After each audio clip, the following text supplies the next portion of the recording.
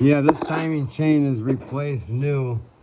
And you see how close this is to the bottom of the shoe? This is a brand new chain. I'm going to show you what a stretched out one looks like.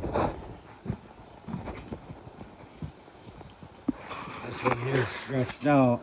And you see how high this is right here? And how arched that chain is? That's what happens. They stretch out. And this tension keeps pushing out as it stretches. And you see how this one here is?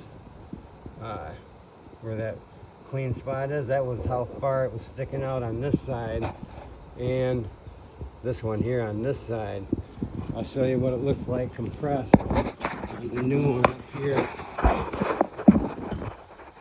Right there's the new one. You see how close it is, but let's see this one right here.